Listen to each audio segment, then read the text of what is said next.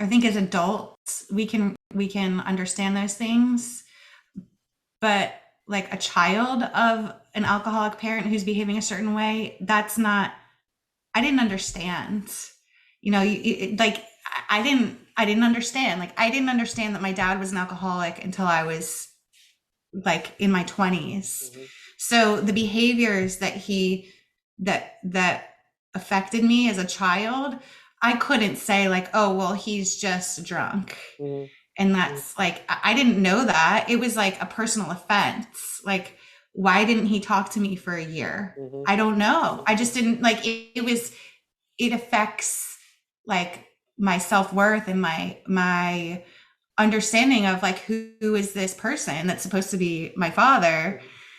It had nothing to do with like having empathy for him. It was just like I didn't know. I Hmm. didn't understand that stuff. Hmm. It didn't like there was no connection. And I I, can think about it now and say, "Oh, I get it now," but at that time it affected the way I was perceiving myself in the world because of the situation. yes. Because I was too young to really have that thought process. So, so I would say then also it this also means that the other adults in your life weren't able to help you get perspective. Of course, you Oh don't yeah. know, you know. So then there's lots of responsibility to go around. Like if you couldn't process it for yourself, then someone else should be able to step in and say, you know what I mean? And the thing is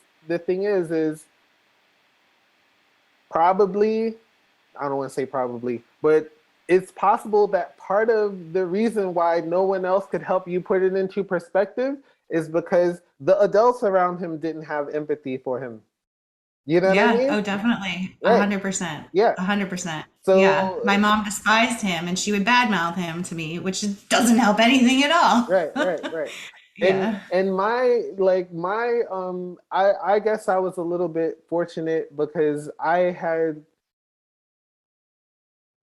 my father was an alcoholic also when I was very young.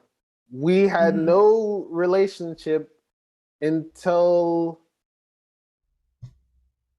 I was close to, I want to say I was maybe 35, something like that.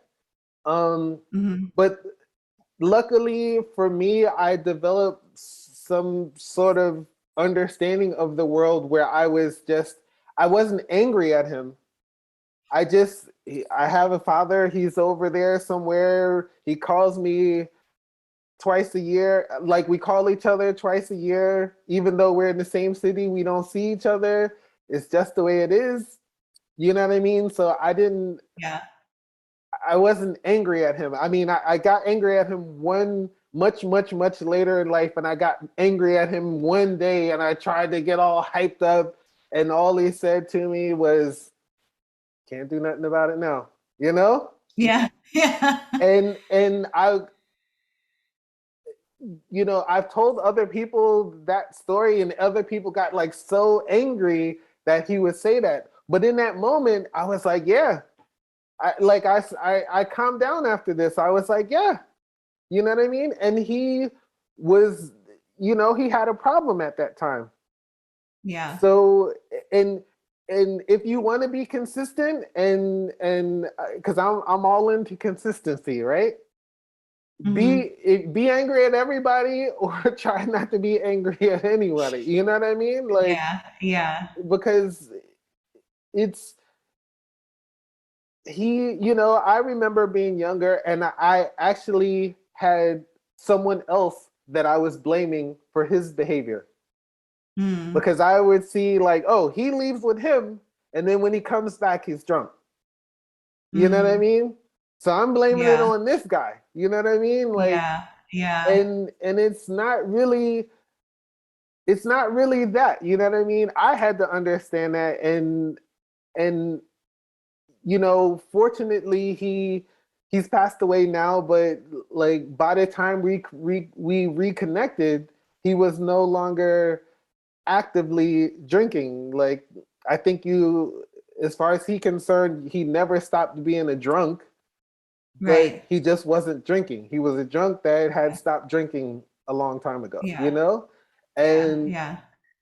so, I mean, I can completely like understand where you're coming from. I mean, I don't know the level of what, unfortunately for me, I didn't have to be in his presence if I didn't want to be, because we didn't live Mhm. together, but I Yeah. also had a stepfather who really, he drank a lot too.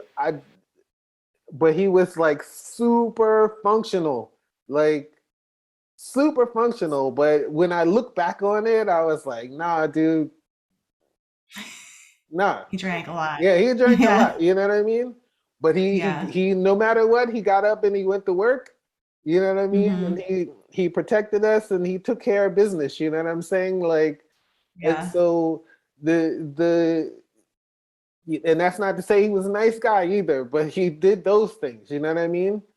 And Yep. so the thing is like we for me, I try to look at the mitigating circumstances, try to find like, okay, like, is this person intentionally trying to do this? Are they actually trying to hurt me in some way? Are they trying to have a negative effect on my life? Are they actively doing that?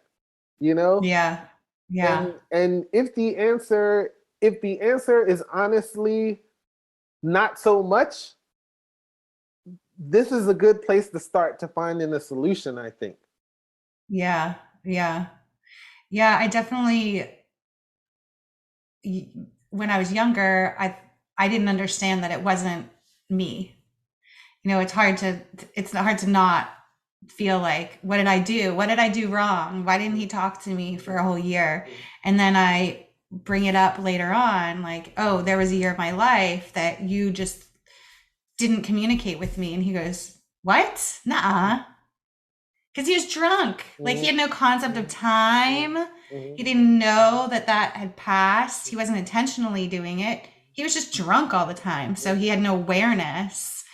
And it was like at that moment when I said it, I mean, I was pissed off. Like, how could you not know? Because that's like changed me. mhm, It was really difficult because he lived across the street. My mhm. parents split up, and then he moved into the house literally across from where we Oh, lived. wow. And then my mom was like, I can't deal with this. And we moved Mhm, to like 3 miles away. But it was like he was in my face, yet non communicative to me. mhm, Like, I mhm, saw him, I knew he was there, but mhm, it was like I didn't exist. So mhm, that was like kind of fucked up. mhm, And later on in life, realizing that he had no idea that that ever happened, I was, I had compassion for him. Like, oh, wow. mhm, Like, you were in a place, like, you were in a dark, dark, dark space to be totally oblivious to your family and the world around you for that long mhm, and have no idea. And when he died and I had a memorial service for him, all these family members came up to me and were like, we cannot believe that you stuck in there. mhm, And I had no idea that they felt like this because I don't actually really know my family that well on that side because my dad was such an asshole and like kind of, the belligerent, what did he call himself?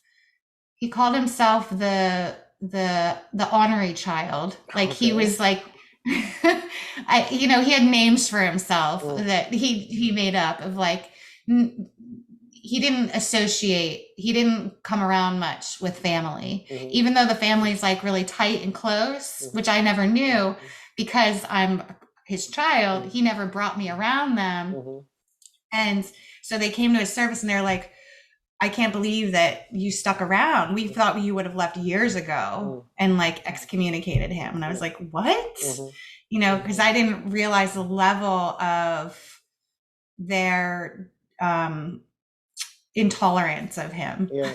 And see, this is what I'm saying. Like when you think about it, it's just like, okay, where were they too? Yeah, Where were they? exactly. You know what I mean? Like, Yeah. and how did you not know that? You know what I'm saying? And so, like, I know it's different because your father is your father. You know what I mean? Yeah. And everybody else is the rest of the family. You know. So Yeah. I Yeah. understand it's definitely like different, but that's what I mean. It's just like because they had their thoughts, they may have been so into excommunicating him that they didn't think about you. Yeah. You know what I'm Yeah. saying? Like, and you see what I'm saying? Like, it's Yes. the energy. You know what I mean?